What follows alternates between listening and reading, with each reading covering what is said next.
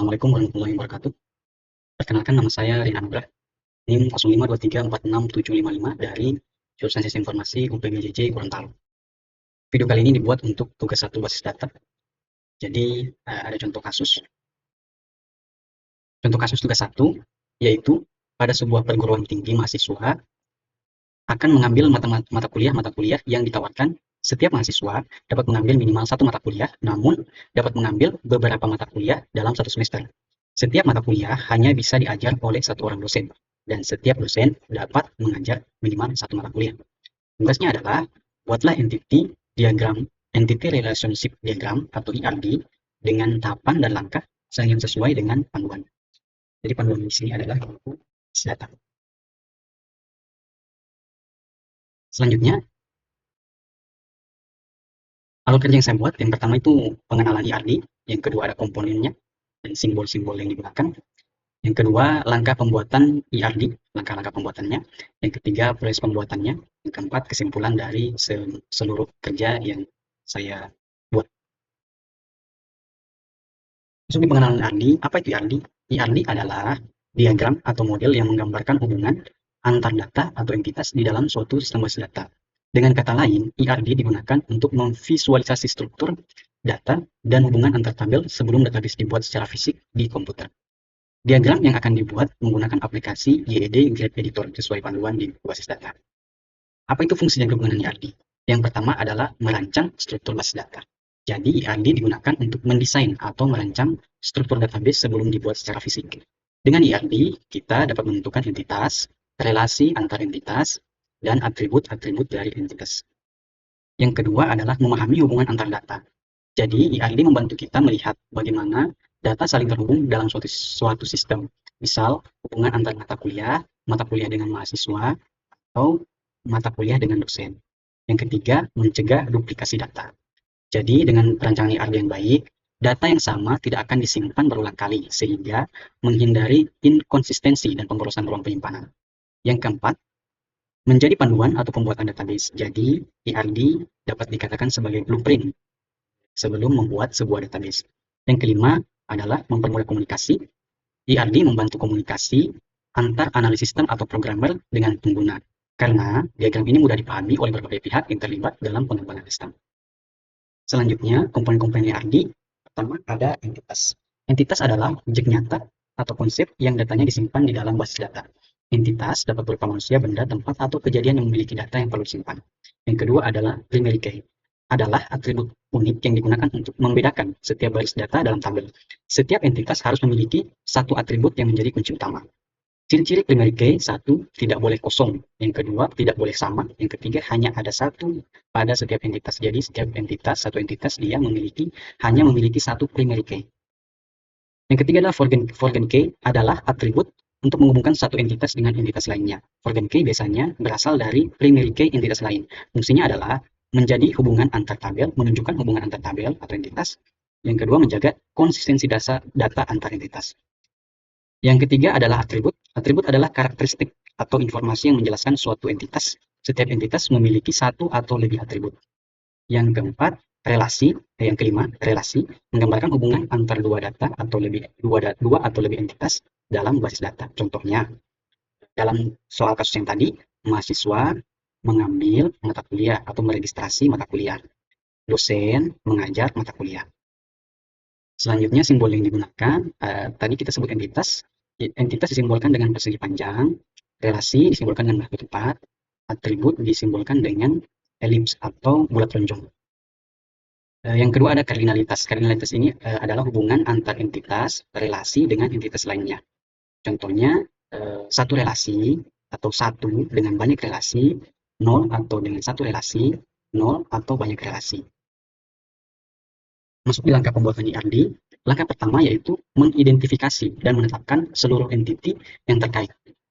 Mengidentifikasi semua entitas yang terdapat dalam kasus. Jadi dalam kasus tersebut, berdasarkan kasus tadi, kita temukan ada 3 entitas. Yang pertama, mahasiswa, yang kedua mata kuliah, yang ketiga dosen. Jadi nanti pada YED Graph Editor, aplikasi untuk membuat ERD ini, kita akan membuat 3 entitas menggunakan drag and drop icon. Contoh seperti pada gambar, entitas disimbolkan dengan persegi panjang. Jadi kita akan buat 3 persegi panjang dengan masing-masing entitas mahasiswa, mata kuliah, dan dosen. Next, langkah kedua, menentukan atribut dari setiap entiti beserta kunci. Jadi, menentukan atribut atau field dari setiap entitas beserta kunci utamanya. Dari 3 entitas, ada entitas mahasiswa dengan atribut NIM dan nama mahasiswa. NIM ini sebagai primary key. Yang kedua, mata kuliah dengan atribut kode mata kuliah dan nama mata kuliah. Dosen ada atribut NID atau nomor induk dosen dan nama dosen. Atribut seperti NIM, kode mata kuliah, dan NID berfungsi sebagai primary key dari setiap entitasnya. Langkah ketiga yaitu mengidentifikasi dan menetapkan relasi antar setiap entitas serta kunci tamu atau foreign key. Setelah mendapatkan entiti dan atribut, tahap ketiga adalah melakukan identifikasi relasi yang memungkinkan beserta kunci foreign key. Dalam menentukan relasi, salah satu cara untuk mempermudah adalah membuat atribut relasi antar setiap entitas. Di sini ada entitas mahasiswa dan mata kuliah, maka relasinya adalah meregistrasi. Mata kuliah dan mahasiswa, mata kuliah dengan mahasiswa, maka relasinya adalah diregistrasi. Jadi mata kuliah diregistrasi oleh mahasiswa. Dosen dengan mata kuliah, maka relasinya adalah mengajar. Dosen mengajar mata kuliah. Selanjutnya yaitu menentukan derajat atau kardinalitas, yaitu menentukan jumlah hubungan antara suatu entitas dengan entitas lain. Dari kasus di atas, jadi banyak mahasiswa dapat meregistrasi banyak mata kuliah, atau MN. MN ini artinya banyak ke banyak. Satu dosen dapat mengajar satu atau lebih mata kuliah, satu M. Jadi satu ke banyak. Maka kardinalitas hubungannya adalah mahasiswa dengan mata kuliah banyak ke banyak. Dosen dan mata kuliah satu ke banyak. Yang langkah kelima yaitu melengkapi himpunan entitas dan relasi dengan atribut deskriptif. Jika sebuah relasi memiliki kardinalitas banyak ke banyak, maka relasi tersebut harus diubah menjadi sebuah entitas baru agar dapat menampung atribut-atribut tambahan. Pada kasus ini, relasi antar mahasiswa dan mata kuliah adalah MN, sehingga dibentuk entitas baru bernama registrasi mata kuliah. Entitas registrasi mata kuliah memiliki atribut NIM dan kode mata kuliah, jadi diambil dari primary key mahasiswa, yaitu NIM, dan primary key mata kuliah, yaitu kode mata kuliah, menjadi atribut entitas registrasi mata kuliah.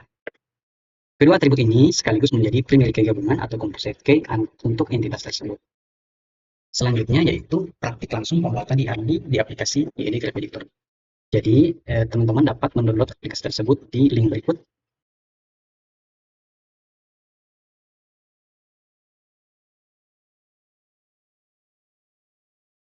Baik, kita lanjut ke step berikutnya yaitu praktik langsung pembuatan IRD menggunakan IED Graph Editor.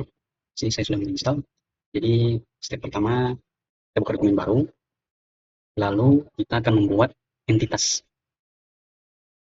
Dari soal tadi, kita akan membuat 3 entitas, entitas mahasiswa, entitas mata kuliah, dan entitas dosen.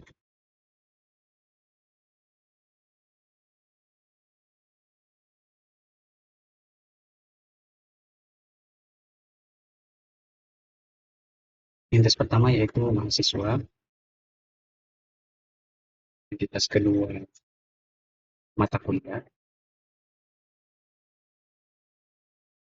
entitas ketiga dosen. Dari 3 entitas ini, kita akan menambahkan atribut untuk masing-masing entitas.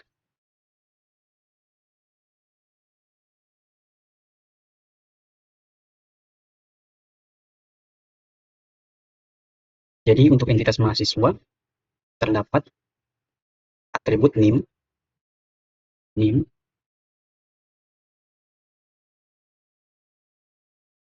yang kedua atribut nama mahasiswa.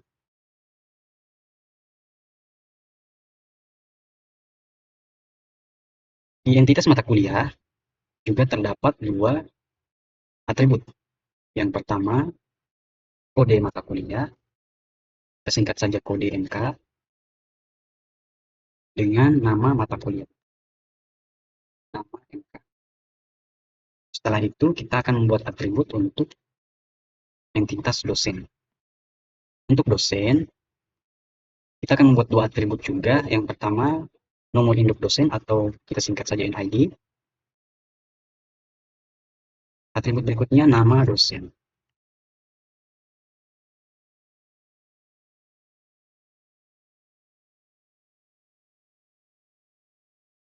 Lalu kita buat garis penghubung, kita pindahkan ke sini. Kita buat garis penghubung untuk setiap entitas dan atribut. Jadi, entitas mahasiswa, atributnya NIM, dia juga punya atribut nama mahasiswa, terus entitas mata kuliah, kode mata kuliah dengan nama mata kuliah. Entitas dosen, punya atribut nomor induk dosen dan nama dosen. Step berikutnya, kita akan menambahkan relasi atau penghubung dari setiap entitas.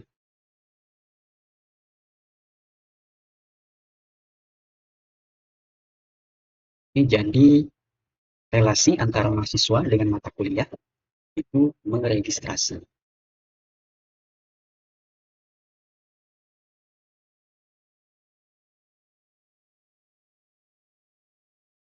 Lalu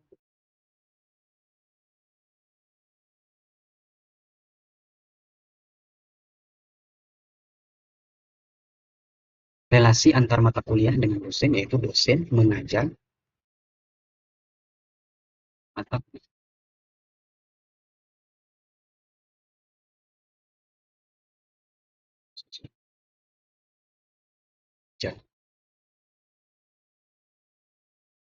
Oke, lalu kita hubungkan dengan garis seperti ini. Banyak mahasiswa bisa meregistrasi satu atau banyak mata kuliah atau lebih. Jadi banyak ke banyak. Yang kedua, relasi antar mata kuliah dengan dosen, yaitu dosen mengajar mata kuliah. Mata kuliah banyak.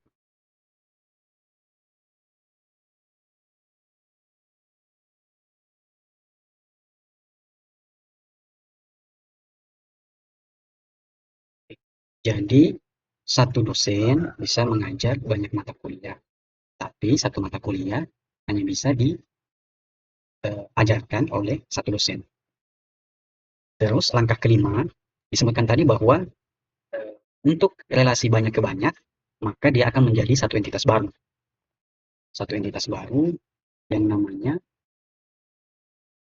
registrasi mata kuliah. Kita taruh di bawah sini.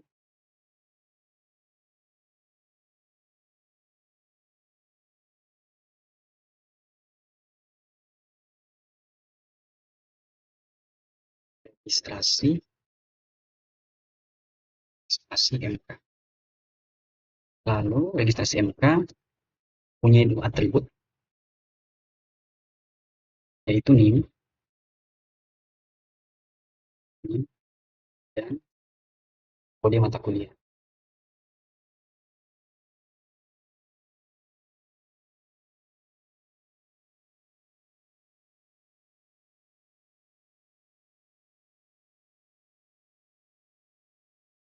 Karena ada entitas baru, maka relasinya kita tambah meregistrasi dan diregistrasi.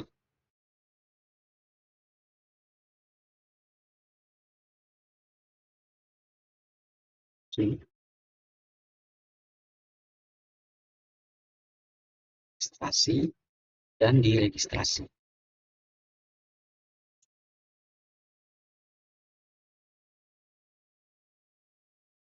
Oke.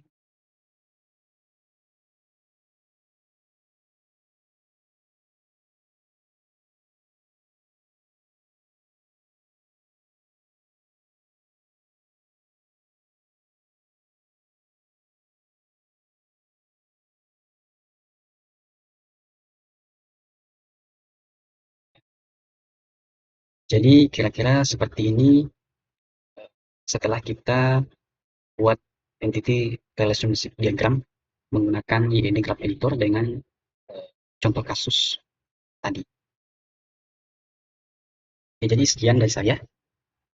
Jika ada kesalahan, mohon maaf. Atau kalian bisa tulis di kolom komentar.